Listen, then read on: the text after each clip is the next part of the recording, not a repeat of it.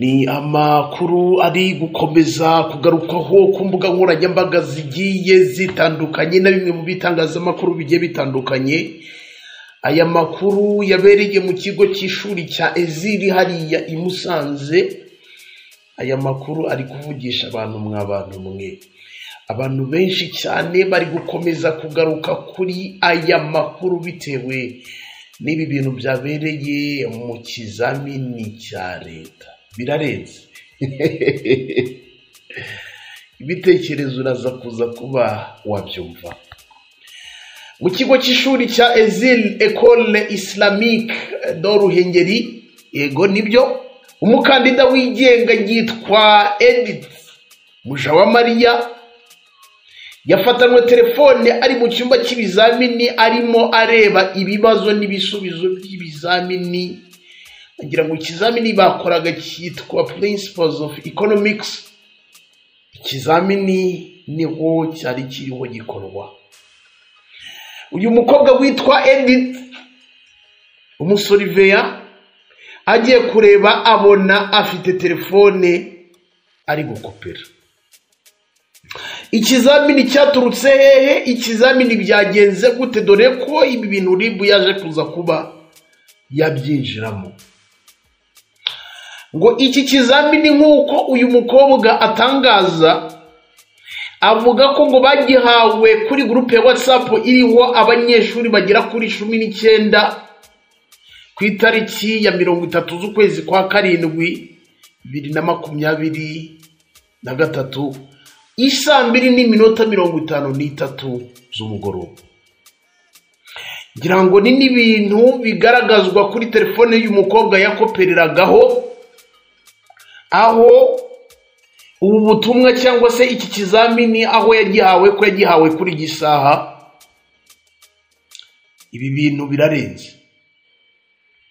Uyu munyeshuri avuga ko iki kizamini cya Principles of Economics bakoraga ngo bagihawe n'umwarimu wabo. Yavuze izina ryiwe ariko ntabwo nshaka kuritangazaga kuko ribira cyakora iperereza. Uyu mukobwa Edith akavuga ko mwarimu wabo atuye mu karere ka Rubavu. Ni mu gihe ubwo aya makuru yamenyekanaga, umusuriveya yahise ahuruza, hanyuma polisi na RIB barahagera batangira gukurikirana ngo bamenyekane aho iki kizamini cyaturutse. Birarenze cyane ibintu byaje kuza kuba byaba muri iki kigo, aho abantu benshi bari kugenda bavuga bati rwose ibi bintu birarenze umwarimu kwica umwana gutya, cyangwa se mu by'ukuri kuba nyine umuntu ari umwarimu akavuga ati reka mbakopeze. Uwo si umwarimu, izo si indangagaciro z'umwarimu. Kandi ahangaha abantu benshi bakavuga bati ahangaha niho ubusanga nyine umwana bamwicira.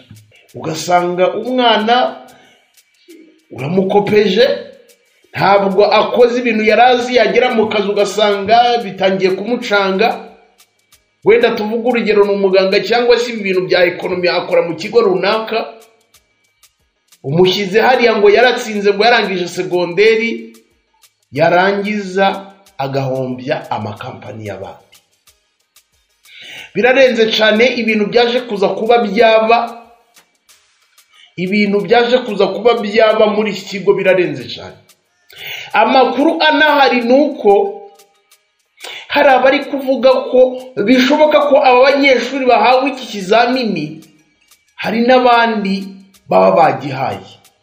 Urumva uyu ni uwafashwe akopera, ariko abandi iki kizamini gishobora kuba cyahawe batajyanye telefone. Usibye ko n'uyu munyeshuri ndaza kunyuramo mu bitekerezo, aho abantu benshi bari kuvuga bati rwose laver la tête d'une singe c'est gaspiller au savon, cyangwa se koza umutwe w'inguge ni nko gusesagura isabune.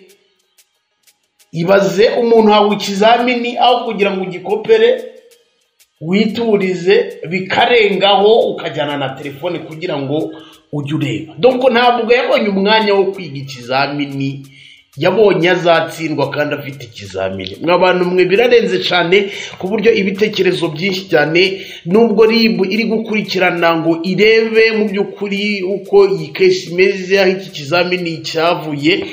Nk'abantu mwe ubutumwa buri kugenda butembera ku ma WhatsApp groups agiye atandukanye bitewe n'ibi bintu byaje kuza kuba byaba kuri uyu mwana w'umukobwa wari ukiri mutoya.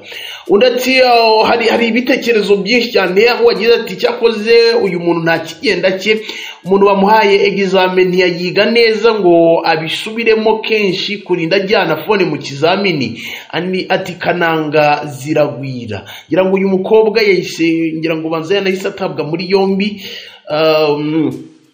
ngira ngo bakimara kumufata yahise ngo arazwa hagati y'inkutenye. Birarenze.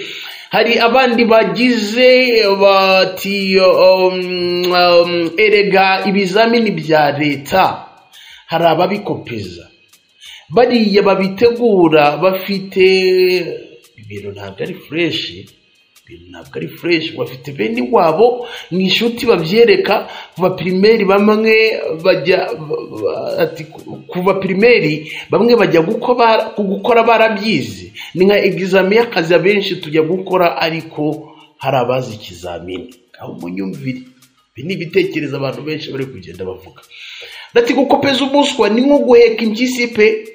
Ubu wakimuhaye nawe baraje bamutemo. Ese ubundi bagiye kwiga si bya buri wese, yiga iyo uri umuswa nubwo baguha iki ati na hamwe. Undi ati burya barahanwa n'iyihe ngingo, abiza amategeko mutubwire, barahabwa 0. Undi ati ubundi nta muswa ukopera, hari igihe akopera n'izina ritari irye akaba ari ryo yandika. Ibintu rwose uvuze nibyo bifite experience. Undi ati uyu niyo agitsinda ariko ni umuswa mubi. Undi ati bamuhe gusubiramo amasomo n'ubundi yatanze amafaranga ye atange n'ayandi, kuko bigaragara ko ari ukwiga ekonomi y'amanyanga ahubwo n'uruswa. Ebara ibitekerezo byinshi cyane. Undi ati ntabwo ukopera, bajye babirekera ba nyirabyo. Nk'ubwo iyo phone yayijyanaga hehe koko, anyibukije umujama wakoperaga akanakopera n'amazina y'abandi. Nibitekerezo byinshi cyane biri gukomeza kugaruka kuri iyi nkuru y'uyu mwana w'umukobwa witwa Edith, aho yaje kuza kuba yakora aya mabara akopera akajyana na telefone, ariko kandi kunenga biri no kwerekeza kuri uyu mwarimu wabo waje kuza kuba wakopiza wengeye abahereza iki kizamini. Nk'abantu mwe birarenze cyane, imbuga nkoranyambaga zigiye zitandukanye abantu benshi bari gukomeza kugaruka kuri aya mahano uyu mwana w'umunyeshuri hano muri ESIR mu karere ka Musanze, ndetse n'uyu mwarimu aya mahano baje kuza kuba bakora.